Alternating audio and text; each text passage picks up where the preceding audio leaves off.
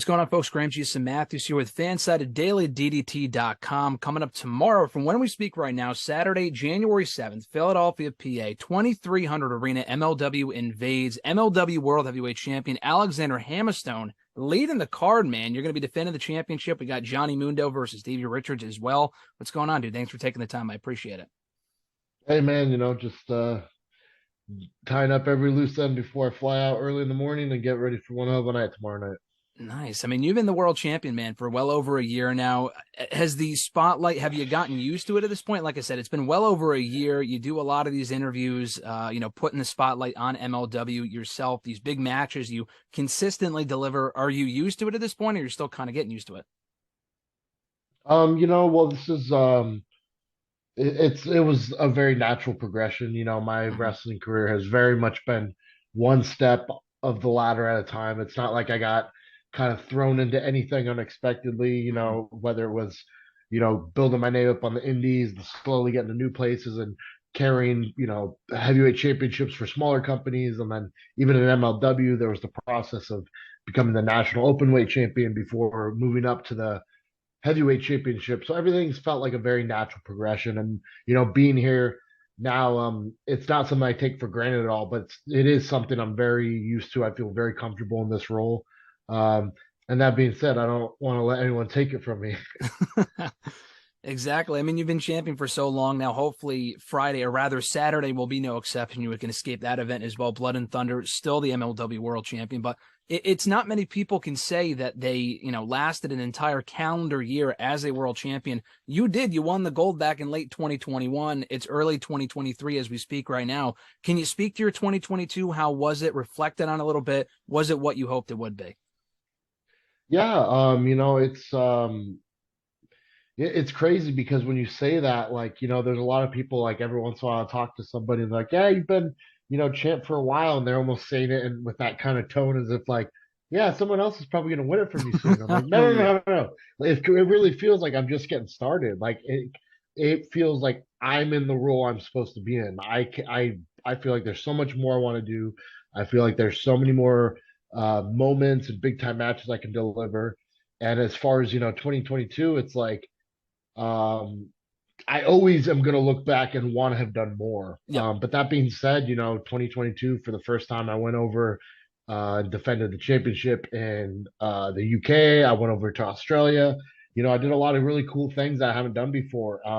Not to mention, some great matches. I had my match at Super Fight against Davey Richards was one of my personal favorite and one of the most well received matches I've had yet with the Mhm. company. Um, so I do feel like 2022 was a very good year. But that being said, now that it's 2023, it's just time to step it up a notch. If in wrestling, it's very much true that you're only as good as your last match. It Mhm. doesn't matter what you did last year. If I stink up the house tomorrow night, people are going to be eating me alive for it. Yeah, but like I said, man, you consistently deliver in the ring with all the matches that you had that weren't televised for MLW and all the ones that were, whether they be overseas or even the Falls Count Anywhere match you had with Holiday, and we have the match with EJ and Duca coming up airing soon on Fusion, which obviously happened last year for when we're talking right now. Consistently delivering in the ring. But not only that, you've always had this ability, but I just watched the promo a week or two ago when it aired on Fusion. That great promo that you cut on Anduka, which was fantastic. And you've been doing this for a while now. Do you feel like that's a part of you that people sleep on as far as your promo ability? Because you've been really, as far as the progression there, it's been exceptional, rather, is what I'm trying to get out of here over the last year or so, specifically as world champion. Yeah, I really appreciate that. I always, when it came to promos and talking and kind of knowing who I was and how to present myself, Hmm. I felt that was always a strong suit I had. Really, on the run I had on the independents leading into me getting into MLW, that was one of, like my main selling points was talking.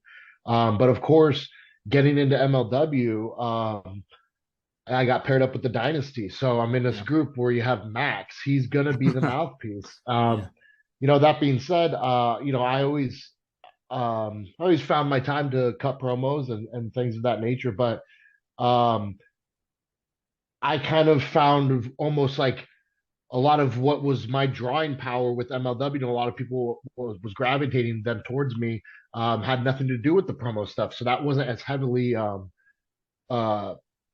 pushed. But that being said, now that we're in a situation where I'm standing on my own two legs with as the world heavyweight champion, I'm no longer involved in a faction. I get to have some of these big time matches just one on one. I get to do these promos. I'm loving it because it's always cool when someone's like, "Oh man, I didn't know you could cut a good promo." And I'm just like, "Well, yeah, it's cool." And I guess like they just thought I was the muscle guy or whatever. So it's always fun, especially when you create a situation like you created with Nduka, where there's some actual really good reason to fire up and have some emotion. Because um, one of the really cool things about MLW is that we bring in some of these guys from other companies and other countries, even with Bandito and Yamato tomorrow night. Yeah. As much as this match, my match with Bandito is really awesome. The match tomorrow night with Yamato, I'm sure is going to be fantastic. I'm really looking forward to it. That being said, is there going to be a great promo on TV leading up to that match? Well,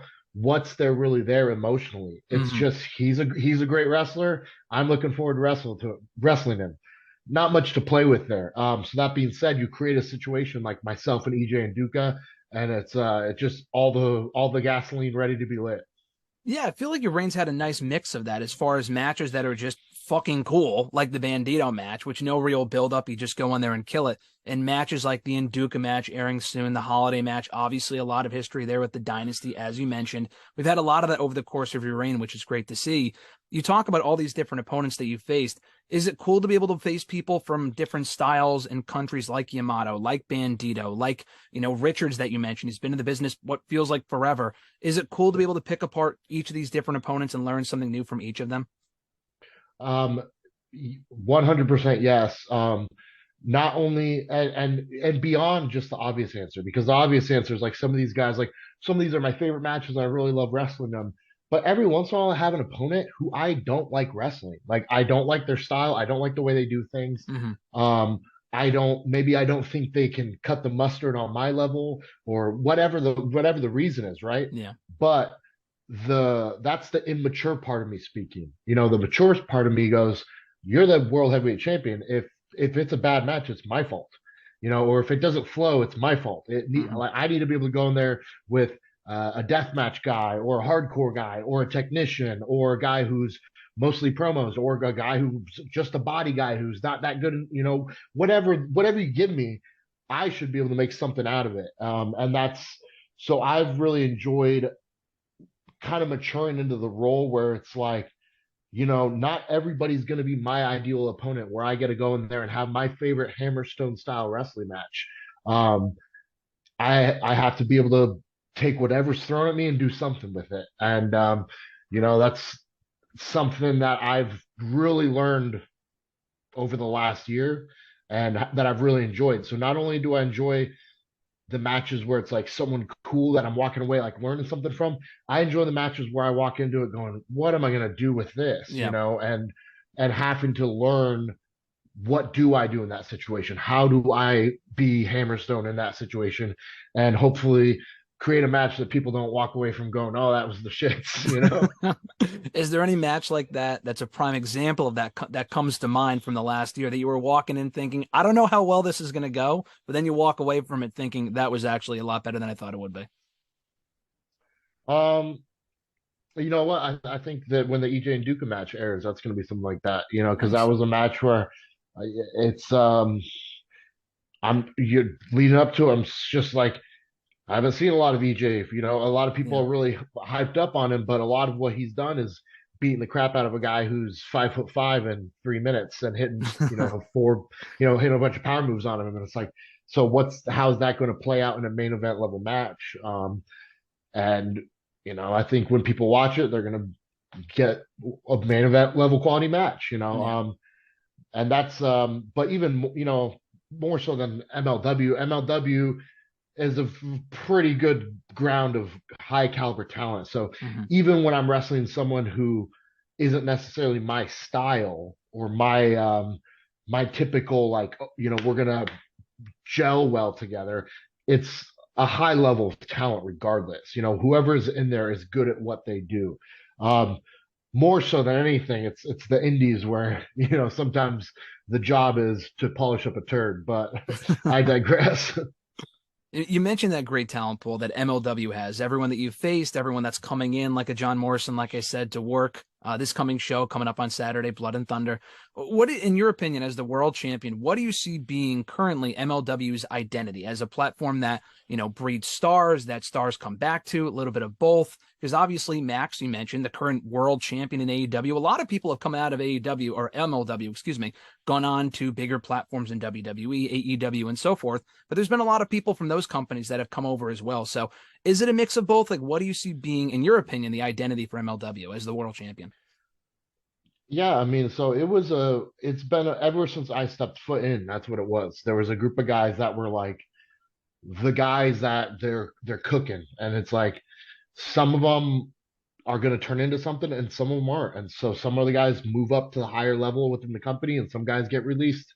Um, and it's part of the business model, right? Mhm. MLW is a lot of the times it's given opportunities to guys who it's the first big opportunity they get. And sometimes it's it's like, hey, here's what we can offer you. It's not the world, but it's an opportunity. Show us what you got within the next 2 years or the next year, whatever it is.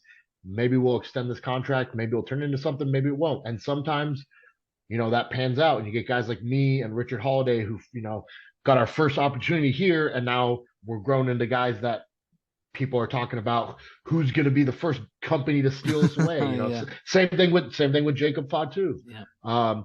And then on top of that, when I first came in, you had a couple guys who had already, been with the big major companies, who had already toured the world, who had already been to Japan, um, and they're now back in MLW, or at the very least, they're coming in for some appearances. And one of the coolest things is the fact that a lot of the times when you have a company that has these appearances where it's like, oh, this guy's coming in for a title match, where it's like, well, that guy's they're not doing anything with him, so it's not like he's going to win the title. He's not even under contract. Yeah. That's not true here. We had It's guys like not. Tajiri came in, won the title, or Shun Skywalker came in, Yep. won a title. So you really never know what's going to happen. Sometimes we get these guys that you think it's going to be a one-off appearance, and then they end up getting a run in the company, and it's sometimes really surprising.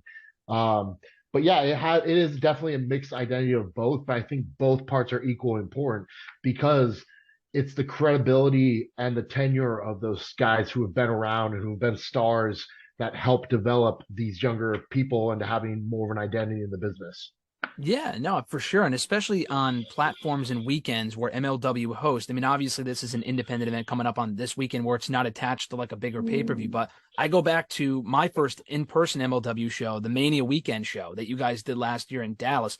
Great show, three-way match for the World Championship. Yourself, Mads Kruger, and Jacob Fatu. Terrific match. And for people that weren't aware of the product, that either weren't watching or had never been to an MLW show before, you guys bring a different vibe than any other promotion out there, which speaks volumes because there's a lot of wrestling out there. Like, how difficult is it for you as the world champion of this promotion to really stand out when there's just so much great wrestling out there? But I still feel like you guys do that so successfully in a different way, if that makes sense. I mean, for me, it's just, luckily I've kind of found out who I want to be, how I want to present myself. Yeah. Obviously I'll take some direction, I'll take some advice, but if I feel strongly about something that's like, I don't think this works, I don't think it's me, I don't want to do this, I'm gonna speak up, Yeah. And I think that's become really important. And I have a very good relationship with the boss, and he'll say, "What do you think? Tell me what you think." And sometimes it's like I'll just grab a production guy and go, "Hey, get with me. I want to cut a promo." And he goes, "Well," he checks his papers for what? I was like, "For this match." He's like, "Oh, we don't have one." I was like, "Well, I want to make one." And then sure enough, that's what's on TV, because it's like, no, this is what we need to do. This is like the talent is given some very much given creative freedom for the guys who want to be productive enough and kind of take the ball and run with it. It's like, okay, then take it. And I think that's a very important aspect of what we do. Um, and I can't say for everyone else, but for me personally, it's not getting caught up. It's not getting caught up in like, oh, this is what this guy's doing or that guy's doing. Um, it's good to pay attention. It's good to be aware, but Yeah. I'm not going to get bent out of shape every time someone compares somebody else to me or says this guy's better or this what they did is cooler. It's like, okay, well, that's a great opinion. But if I got sat there and tried to overanalyze every one of those opinions, Yeah. then I'd be too petrified to even wrestle. Are those opinions from fans you're talking about, like other talent? Who is that specifically? Other fans? Yeah, I mean, yeah, social yeah, media yeah. kind of, yeah, It's the social media game, and it's yeah, of course it's the negative wrestler bias that we have, where we could we could see 100 people talking about how great the match was, but then we see the one person saying it was the worst match ever, and for some reason that's the comment that we yeah. remember. It's you just human know nature. Yeah, yeah. yeah. Yeah, no, that makes sense. No, exactly. And you see a lot of that. You just got to have to tune that stuff out. And it's difficult with social media, but you got to do as good of a job as possible. But on that note, as we head into the show on Saturday, Blood and Thunder, last question for you, Hammer. You look at this match with Yamato, should be a great match, no doubt. Obviously, you got to walk out as world champion. It's not a matter of if, you must walk out as world champion. In MLW right now, you talk about all the talent coming into the company, free agents from all these other promotions. So I guess this could be a potential answer. But what do you see of everyone on the MLW roster right now being the biggest match for you as champion? Is it that upcoming rematch at some point with Fatu? We never got that part 2 from when you beat him about a year and a half ago. He won that the Battle Royal, the Battle Riot last summer. So that's coming at some point. Is it that match? Is it someone else on the show? Or is it someone else from another promotion that we're not even thinking of right now?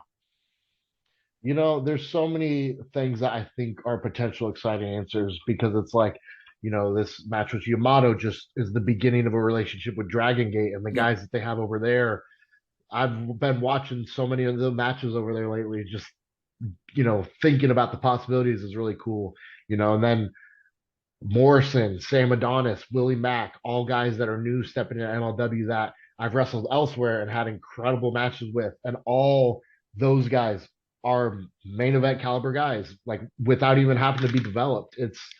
So there's a lot of exciting possibilities, but I think the only real answer right now is what you said. It's myself and Jacob Fatu, because anytime you see someone talking about MLW, there's two names that are very synonymous with the company. Trying to remove my ego and just be a realist about it. That's myself and Jacob. And Yeah. we're one and one A, and you could argue who's one and who's one A. But if you're picking two guys from the company right now, I'd say 99% of people are picking the two of us. The rematch is going to happen. He won Battle Riot. So it's just a matter of when. Hopefully, I guess I have to beat Yamato before I get to Yep. say I'm going to be the one defending that championship against him. But that being said, I think that's the biggest round we have in the chamber right now. It's guaranteed to be an incredible match every time we do it. Hopefully, I make it through it this time without snapping my ankle in half. And the match the first time around was great. And so, like you said, to make it through the rematch, hopefully, if we get it, which I'm sure we will, if you can get it through that one without getting injured, I'm sure it's going to be even better. So it's scary to think how Yes, much sir. more you guys are capable of come that time. But like you said, you got to get through Yamato first. That's coming up on Saturday, like I said, January 7th at the 2300 Arena, MLW World Heavyweight Championship in Philly. Tickets are available right now, MLW2300.com. Hammer, this was a great time. I thank you. I appreciate you. And also, by the way, not only congrats on the reign, but I love the episode of Talk is Jericho you and Chris did about 6 months ago. Great stuff. So for more people that can check out your story, people could check out that podcast too. Awesome. Thank you. I appreciate that plug there, brother. Absolutely, man. Take care. Have an awesome one. I'll catch you down the road. All right. Take care, brother.